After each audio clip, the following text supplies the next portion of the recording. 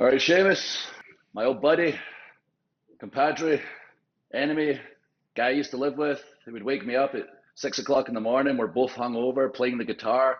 Even though I knew you were in so much pain, it brought you joy to bring me so much pain playing guitar. You can't play guitar or sing.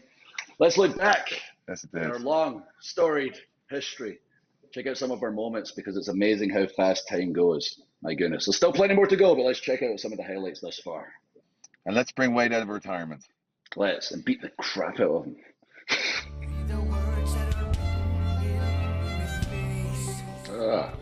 Show music. Too many lines. How much did you weigh there? I don't know, mate, but all I know is I was literally nervous as hell, dude. I was like literally just bricking it, mate. You know what I mean? Like I had a promo beforehand that I like must have went over my head about 100 times. But your man John Oliver, though, fair play to him, mate. He was brilliant. I don't think I've seen him. I've seen him once or twice since. He was really good. Like I was really lucky to get in there with him as well. You know what I mean? That was before the brogue was a finisher. He was using the Irish curse backbreaker as a finisher. I don't know what I'm doing with my hand there. That was weird. Introducing next from Ayr, Scotland, weighing 253 pounds, Drew McIntyre. Oh, here they are. Like, how long had I been in America here? But I think I'd arrived and it was like 3 weeks later. My name is Drew McIntyre and I am from Scotland. Now I know how much you Americans love to cheer for your own kind, and that is why I've applied for dual citizenship. So tonight, it would be great to hear you say USA. Who wrote that? Everyone's looking at that going, look at the little Scots baby. Look at the baby face on him. Look, little baby face on him. Huh?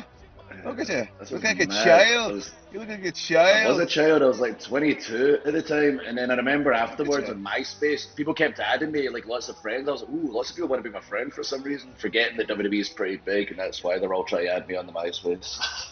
This man, ladies and gentlemen, is going to be a future world heavyweight champion. This man's attitude can be summed up with the phrase, he is simply badass. I would imagine he doesn't appreciate Oklahoma any more than I do. With that in mind, allow me to introduce you from Scotland. Here is Drew McIntyre. Yeah, I didn't know he was going to say all that stuff. I just got told, like, you had your debut, promo, right? and then, yeah, the second one, 2009. The first one was 2007 when we first got to America. And then I got told, you've got this promo, like you're saying, we had to learn our lines, go over it 100 times, so nervous. Then all I got told was Vince is going to say something, and then just go out and shake his hand quickly, and I went, okey-doke. Then I watched that live with the rest of the world back there, already nervous as hell, and then try to walk out there all confident, like, oh my goodness, was he talking about me? I know he said my name and all those compliments, but was he definitely talking about this Drew McIntyre? I can assure you, the party has just begun. Who picked out your shirt for that? Who picked out your shirt? Where'd you get that shirt? I genuinely thought that was cool. Was it Brian? Was it? This is against Undertaker, is it? Yeah, I think this was the match before he retired, Sean. And I was technically undefeated at the time. And then I remember I came out second, because generally Taker obviously came out second. It was a big deal that I came out second. He was in the ring. So I walk out, I'm trying to keep a straight face while I'm looking in the ring, and then the Undertaker is just pacing around, looking at me like that. And I'm just trying to keep my composure, like, yep, not nervous whatsoever here. How old were you? How old were you in this match? 24. That's insane, man. That's insane. I think people forgot, like, that first run, how young you were, you know what I mean? Oh, look at that! Oh, I remember a story, speaking of old Wade Barrett. This day I was facing Undertaker, obviously a big match in my career. He was in NXT at the time, when they were doing like the NXT with all the challenges and the likes. And I remember talking to him during the day. You weren't there, yeah. So I tried to get with my good buddy Wade, ease the nerves. I was like, hey Stu, how you getting on, mate? He's like, not bad, Drew, not bad. And I was like, I've got this match tonight. And I'm trying to talk to him, and he's so aloof. And I'm just trying to get his attention. And finally goes, Drew, I can't concentrate right now. I can't talk to you. I've got this big match tonight. Me and Skip Sheffield. like NXT 3-minute match with Skip Sheffield. I went, no problem, mate, I'll leave you to it. He never knew what my match was. So later on, he had his big match with Skip Sheffield. And then he checked the board and went, Drew versus Undertaker. And he came up to apologize later on. And I told him, I was just trying to calm the nerves of my good friend Stu. And he started moaning about your big 3-minute match with Skip Sheffield. That's way Barrett Stu to a T, man. That's down to a T. Remember this night I'd won the Intercontinental title, and then obviously you're fighting for the WWE title, so that's mad enough. And then I'm not thinking for 1 second, obviously, the finish is going to go the way it goes. So I'm just like, well, it's pretty cool. You're in this big match for the title with John Cena. Nobody was expecting it, mate. Nobody. I couldn't see him. I disappeared for a second. You know what I mean? Then I felt this punch in my head. No, nobody expected this. This was crazy. That wasn't even supposed to be what it was initially, but it was awesome, man. I know. I mean, it was just like shocked everybody, including me. Don't know what happened here, guys, but all I know is in a couple of seconds I become the first ever Irish-born WWE champion and shock everybody and piss everybody off at the same time.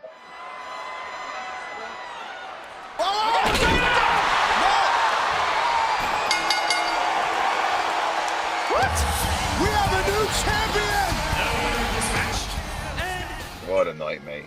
Like, it feels, man, I don't know. It's still kind of like, it feels like it wasn't that long. Sometimes it feels like it was just yesterday, and other times it feels like it was forever ago, you know what I mean?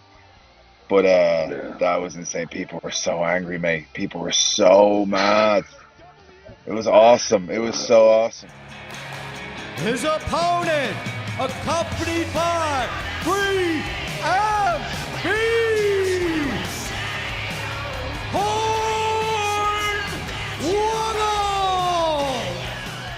I remember these lads here, the three with the mini announcer table. There was a lot went into this. I thought this should have really been on the main show. This was on the kickoff show, but this should have been on the pay-per-view. This was awesome.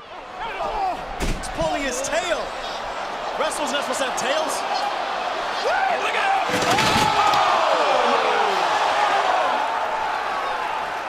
Oh, I just remember this. I was thinking, you're bleeding. This is the flip though. It's a flip over the top, right?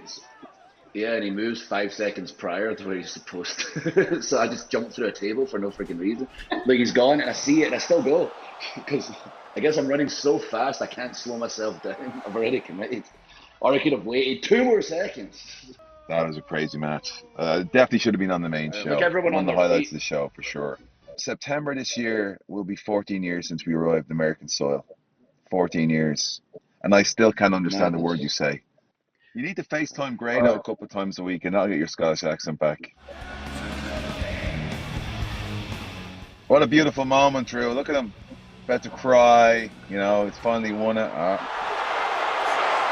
definitive moment in the career of Roman Reigns has come tonight. Boom! In the face! Right in the head! On the kisser! Another world title win here for Shamo that people weren't happy about. Look at that! Yeah, didn't you just cut your hair like that one time without telling anyone? Yeah, I just did it, and then I sent pictures to the office, and they said they liked it, but I'm not sure they did, but didn't have a choice because I already cut the hair. So how do they not like it? I need walk something around fresh, man. Walk around in real life like that. No one can be angry. That's commitment to the character, especially those bleeding beads on my beard. That was bleeding horrible, mate. Yeah.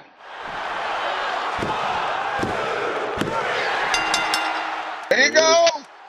Champion of this entire world. Yeah, take that, please, Atlanta. Take that, Atlanta. There you go. And here we go, Big Tony. Big sexy Tony, the big sexy twist man. Look at him. BDT. Look at him there coming in. But this is probably one of the best matches, one of my best and favorite matches I've ever had, mate, to be honest with you.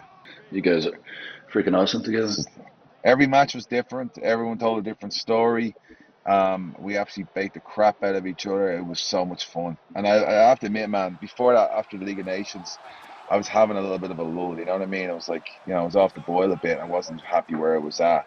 But this Cesaro feud definitely reignited my love for wrestling, man. It was definitely one of my favorite moments, man. Starting this feud and going into the tag team thing with Tony it was new ground for me. I had a lot of fun. Yeah, you could see it. You two together. You were just finally just being the real you, not necessarily being a character, just having a laugh while also beating ours. Yeah. The following contest is scheduled for one fall, and it is for the Raw Tag Team Championship. It was a cool story too, because we started off, we hated each other, and then by the end of it, we just basically found common ground. But Tony definitely still is. I know everybody says it because it's true. Like, he's one of the most underrated wrestlers, or WWE superstars, whatever you want to say, ever. He's just incredible, and it'll take. I don't know if it's going to take Daniel Bryan moments for people to realize, like, you know what I mean, how good he is, and get like they don't. I know how good he is. He's just like, you know what I mean, that last push from the crowd, man. You know what I mean?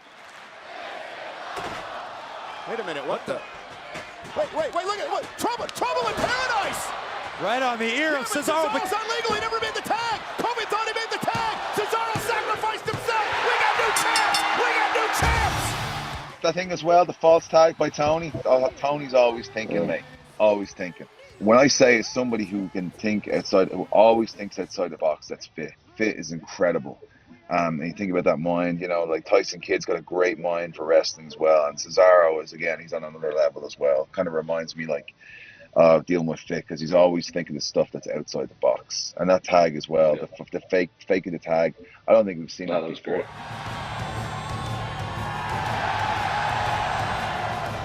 Big Tony went into the crowd. That was a lot of fun. The boo and the yay thing was amazing. It was so easy. It was just so easy. I go up, boo. Tony go up, yay. It's awesome. Oh man, it was so much fun. It was so much fun. If I was going to come back to WWE, I had a very clear vision in my mind how it was going to go, and it was going to start with NXT. What I've been doing outside the company, rebuilding myself, reinventing myself. You know, the NXT audience are the kind of more hardcore audience. They know what's going on outside the company. And I felt like, one, I want to start there for that reason. And two, like with someone with experience, you can really make a difference. And I wanted to be a leader there and help bring the product up. And it seemed like the most logical place for me in my mind. And speaking to Triple H on the phone before I came back, he clearly had the same thought and the same vision. So I didn't even have to say, I'm not coming back to Raw or SmackDown first. It has to be NXT. I really enjoyed this, man. I think two lads in there couldn't have a better opponent than Bobby. Bobby's awesome as well. Rude is great. Yeah, and great. I thought it was a great match. But also, that was it, man. That was the start of you starting that climb as well. I thought it was real smart going to NXT. You know what I mean? Making a name for yourself there, especially with how hot like NXT was. I knew you weren't going to be there long, to be honest with you. I knew it wasn't going to be a long situation for you, because, you know, it created so much buzz that it was only a matter of time before you got yanked up onto the main roster.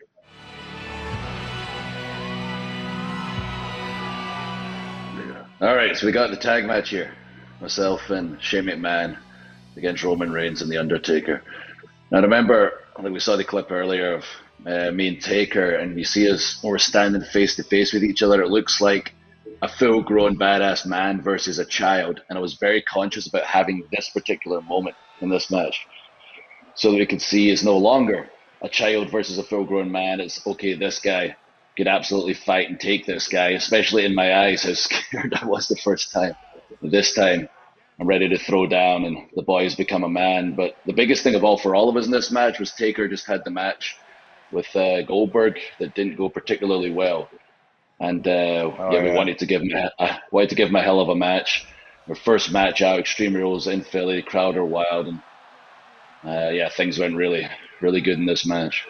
So a lot of freaking fun. And just what a difference being present in the match from the first time. I was just terrified the entire time. McMahon from the top, coast to coast to the dead man. Ouch. He's a madman.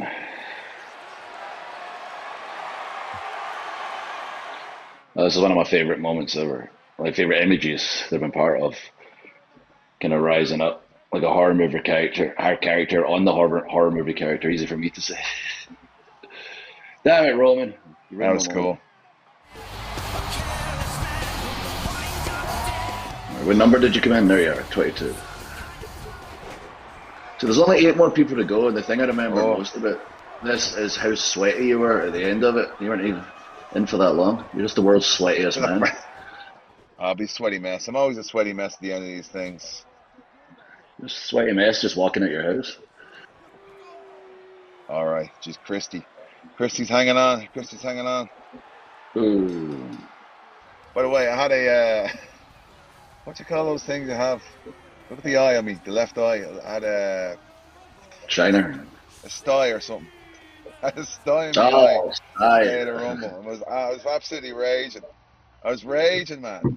A sty. It's alright. It's Doing just everything. for the rest of Hot time. towel, the whole deal. Live on the WWE Yeah, Network I'm and like, Peacock. of course, The rest yeah. of time. It was mad, dude. I don't know, mate. That was crazy for me. The whole thing. I don't know. Maybe it's put a lot of pressure on myself, but again, looking back, sometimes part of my earlier career, I just feel like I wasn't in the moment as much as I should have been. You know what I mean? Like you talk about being in the moment with Taker. Like for that, Yeah, I don't well, think that's all of I us. could have really enjoyed that much more. I was thinking the next thing, the next thing, the next thing, the next thing. But you're trying to make everything perfect, so you Yeah. can't relax until you get a little bit older or experienced. And once you get to a certain level of experience, you realize, wait a minute, I'm going to take a minute, I'm going to breathe, I'm going to relax, I'm going to enjoy the moment. Then the more you're enjoying it, the more they're invested because they can see you're in the moment and you're in it together rather than just so concerned about being perfect. Yeah, and that takes a long time, you know what I mean? But like I think sometimes we're our own worst enemies in that we just kind of like we step on each other, we step on our moments. I was well known for that, like myself. I'm just trying to get out of that situation.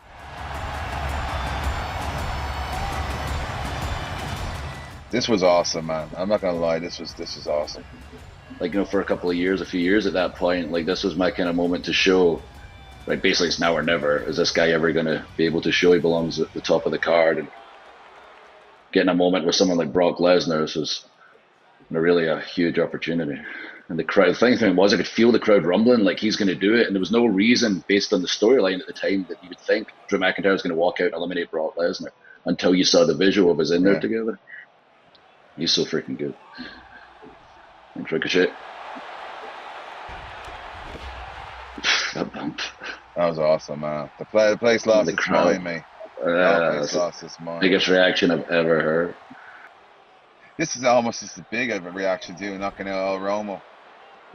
Yeah, it was wild because Edge had just came back after 9 years and had literally just got eliminated. The people were not happy. So there's a chance they could have just turned on the finish like they have done in the past. And that was in my mind. I was, oh my God, what if they just boo me out the building when I win because like they've done before and you hear them react like this. Yeah. And I heard them cheer like that. I was like, oh my goodness, that's pretty cool. Because they could absolutely have turned on it because they didn't get Edge winning after he was gone for so long and showed up as a surprise. And I remember looking at the floor and I was on my knees and seeing Roman and Edge kind of watching. And they seemed pretty happy for me, which was cool as well.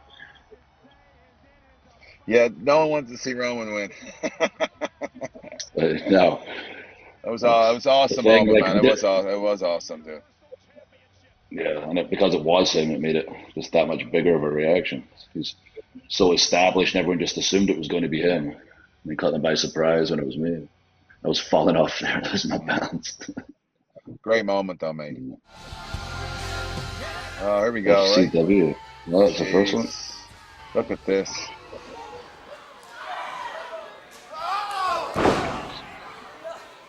Get anxiety watching these things, man.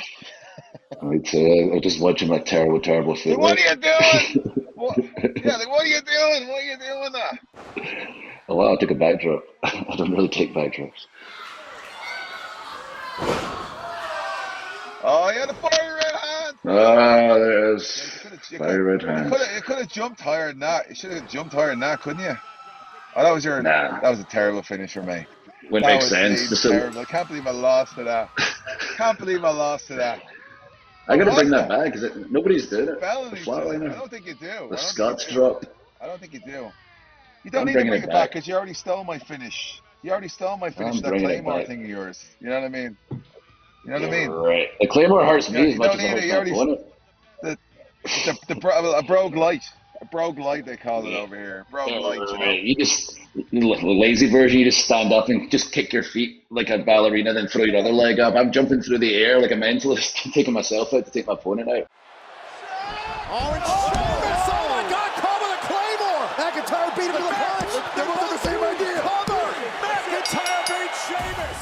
That was a cool finish. Man, I just wish there was a crowd there. I just really wish there was a crowd there, man. I mean, it For was like all awesome. of Like, our matches, just that's what was missing. And especially beating the crap out of each other like we were. It'd be nice to have the adrenaline going to not feel some of the kendo stick shots, some of the matches. But there's so much freaking fun, and to lean into our real story and get the chance to show like finally. This is the first significant singles matches we ever had like on the main roster. The FCW is the only time we had time and our characters were at a level where it made sense.